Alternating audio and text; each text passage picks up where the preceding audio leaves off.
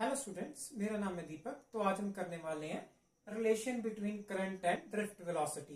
पिछली वीडियो में हमने ड्रिफ्ट वेलोसिटी को ड्राइव किया था और फॉर्मूला निकाला था, जो क्या था ई टाउ बाय एम। मैं इसका सिर्फ मैग्नीट्यूड यहाँ पे लिख रहा हूँ, ठीक है। तो पहले हम देख लेते हैं कि रिलेशन क्या होता है और उसका यूज क्या है, ठीक है। तो रिलेशन को हम बोलते हैं equation between the two physical quantities, ठीक है। तो जैसे आपका आपके मदर के साथ रिलेशन होता है, ठीक है, आपके फ्रेंड के साथ या आपके पापा के साथ रिलेशन है, ठीक है। तो अगर मैं आपकी मदर से नहीं मिला हूं, ठीक है, मैं आपसे मिला हूं, तो मुझे आपकी मदर का नेचर पता करना है, ठीक है। तो मैं कैसे पता करूंगा? मैं आपके नेचर को अच्छे से समझ जाऊंगा, ठीक है, और आपके मदर के बीच में जो इक्वेशन है, ठीक है, वो पता कर लूं अगर, तो मुझे एग्जैक्टली पता चल जाएगा कि आपकी मदर का नेचर क्या है, ठीक है। जैसे आप कोई भी अच्छा काम करते हो तो आपका जो क्रेडिट है वो आपको नहीं दिया जाता, आपकी मदर फादर को दिया जाता है, ठीक है। आप बुरा काम करते हो तब भी जो क्रेडिट है वो आपके मदर फादर को दिया जाता है, ठीक है। इसका मतलब क्या है कि आपसे वो आपके मदर फादर का नेचर जो है वो प्रिडिक्ट कर रहे हैं, ओके। तो वैसे ही हम फिजिक्स में करते हैं। अगर मेरे पास दो फिजिकल क्वांटिटीज हो, जैसे करंट और ड्रिफ्ट वेलोसिटी, ठीक है, मैंने करंट पता करना है, ठीक है, बट मुझे ड्रिफ्ट वेलोसिटी पता है, करंट एग्जैक्टली नहीं पता, ठीक है। तो मैं क्या करूंगा, दोनों में रिलेशन पता करूंगा, ठीक है, उनमें इक्वेशन पता करूंगा और मुझे करंट मिल जाएगा अगर मुझे ड्रिफ्ट वेलोसिटी पता है तो, ठीक है। अगर मुझे करंट पता है तो मुझे ड्रिफ्ट वेलोसिटी पता चल जाएगी, ठीक है। तो चलिए निकालते हैं इक्वेशन। तो इक्वेशन निकालते कैसे हैं?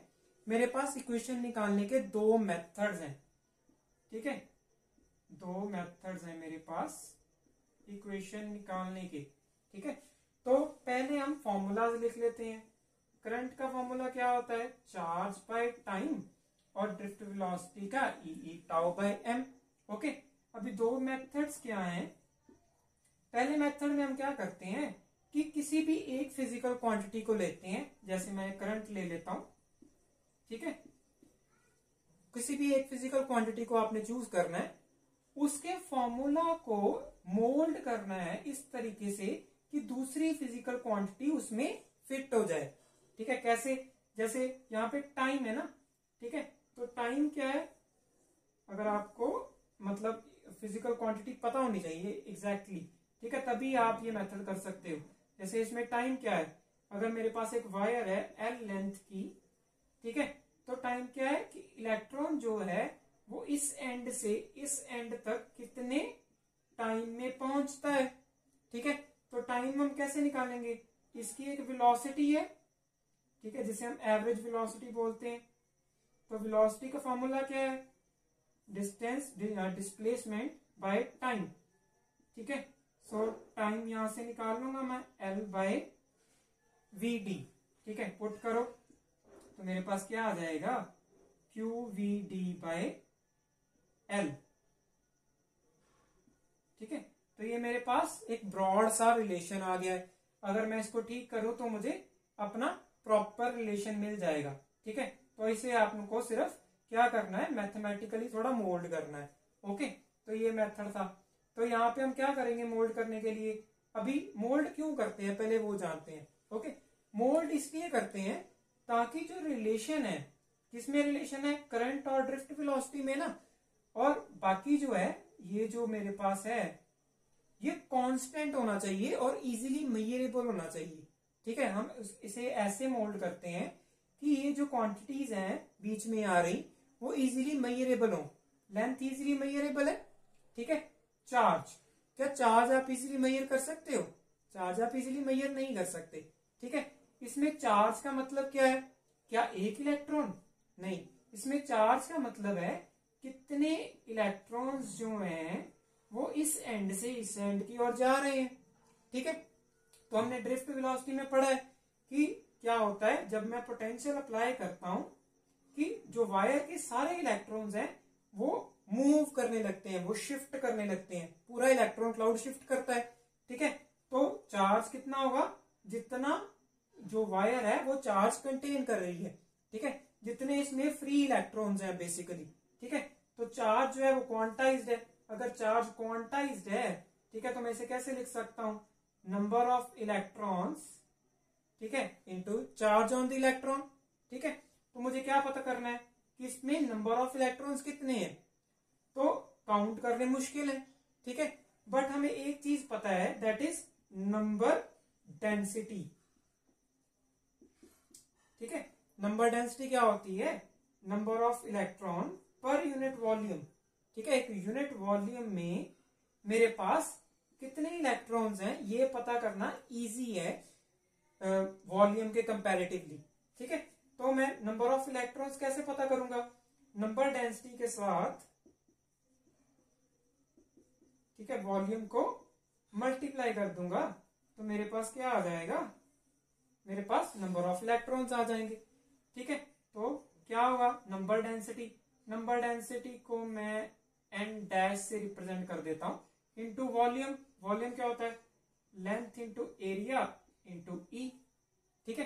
तो मेरे पास क्या आ गया, टोटल चार्ज आ गया, ठीक है। तो मैं इसमें पुट करूं अगर, तो मेरे पास क्या आ जाएगा, Q is equals to N dash L E A V D by L, L L से कट, तो मेरे पास क्या आ गया, N dash E A V D, ठीक है। तो ये मेरे पास फाइनल रिलेशन आ गया करंट और ड्रिफ्ट वेलोसिटी में, ठीक है।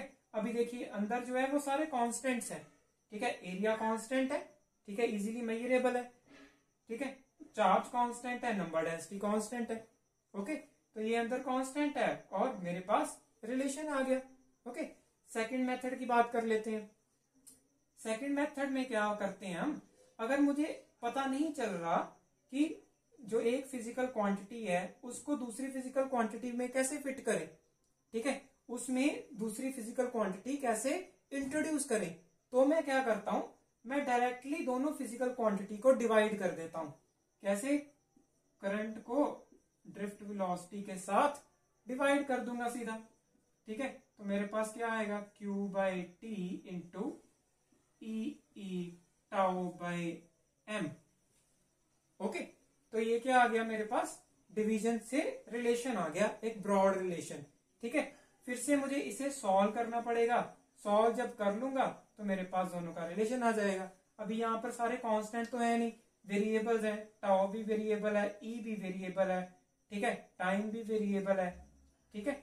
तो इसलिए मुझे कांस्टेंट में शिफ्ट करना पड़ेगा। तो इसका सोल्यूशन आप स्क्रीन पे देख सकते हैं। इसका सोल्यूशन जो है थोड़ा मुश्किल है, ठीक है। तो आपको चूज करना होता है दोनों मेथड्स में कौन सा जो है इजीली मेथड जो है वो मुझे रिलेशन दे देता है। आप दोनों में से कोई भी मेथड कर सकते हो, ओके। तो जो सा इजी है वो आप पिक कर लो, ओके। तो अभी हम क्या करेंगे, अभी हमने रिलेशन तो निकाल लिया है करंट और ड्रिफ्ट वेलोसिटी का। अभी हम एक और टर्म देखेंगे जिसे हम बोलते हैं मोबिलिटी। अभी हम एक नई टर्म देख रहे हैं, दैट इज मोबिलिटी। तो मोबिलिटी का यूज क्या है और मोबिलिटी को क्यों इंट्रोड्यूस किया गया है, पहले वो देख लेते हैं, ठीक है। फिर इसका इक्वेशन देखेंगे इसकी। अभी देखिए जो ड्रिफ्ट वेलोसिटी है, ठीक है, वो ड्रिफ्ट वेलोसिटी मुझे किसी वायर की पता करनी हो, ठीक है, तो इलेक्ट्रिक फील्ड के साथ वो चेंज हो रही है, ओके।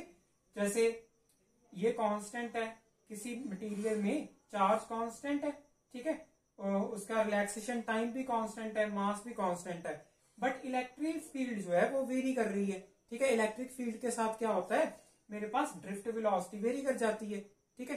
बट अगर मुझे दो सब्सटेंस का, ठीक है, दो किसी मटेरियल का, कॉपर और सिल्वर का, ठीक है, ड्रिफ्ट वेलोसिटी को कंपेयर करना है, तो क्या करना पड़ेगा, मुझे इलेक्ट्रिक फील्ड दोनों को कांस्टेंट देनी पड़ेगी, ठीक है। तो इसलिए हम जब डाटा बनाते हैं तो डाटा में प्रॉब्लम होती है, ओके, कि ऊपर मेंशंस करना पड़ता है कि किस इलेक्ट्रिक फील्ड के साथ मैंने एक्सपेरिमेंट किया है और किस इलेक्ट्रिक फील्ड के साथ ये पर्टिकुलर ड्रिफ्ट वेलोसिटी मेरे पास आई है, ओके। तो कंपैरिजन में प्रॉब्लम होती है, तो हम क्या करते हैं, एक रेफरेंस ले लेते हैं, ठीक है। तो रेफरेंस से क्या हुआ, मैंने क्या किया, इलेक्ट्रिक फील्ड को 1 यूनिट मान लिया, ठीक है। जब आप इलेक्ट्रिक फील्ड को 1 यूनिट की रेफरेंस मानेंगे तो मेरे पास ड्रिफ्ट वेलोसिटी क्या आ जाएगी, ई टाउ बाई एम, जो कि एक कांस्टेंट है, ठीक है। तो मुझे इजीली पता चल जाएगा कि इन दोनों में से किसकी ड्रिफ्ट वेलोसिटी ज्यादा है, ठीक है, और किसकी कम है, ठीक है। एक इसका और रीजन है मोबिलिटी को इंट्रोड्यूस करने का, वो क्या है, कंडक्टिविटी पता करना। मान लीजिए मेरे पास दो मटेरियल्स हैं ऐसे ही, कॉपर और सिल्वर, तो मुझे इसकी कंडक्टिविटी पता करनी है, ठीक है। तो मेरे पास ट्रेडिशनल मेथड क्या है कि ओम्स लॉ लगाऊंगा मैं, ठीक है, मैं पोटेंशियल पता करूंगा, रेजिस्टेंस पता करूंगा, करंट पता करूंगा, ठीक है।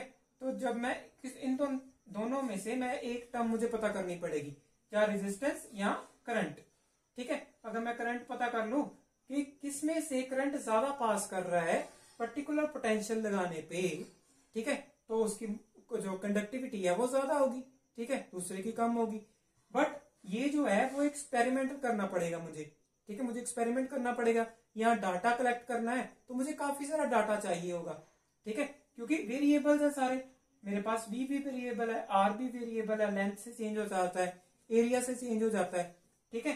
तो मुझे चाहिए कि कंडक्टिविटी मुझे इजीली पता चल जाए एक कांस्टेंट के द्वारा, ठीक है।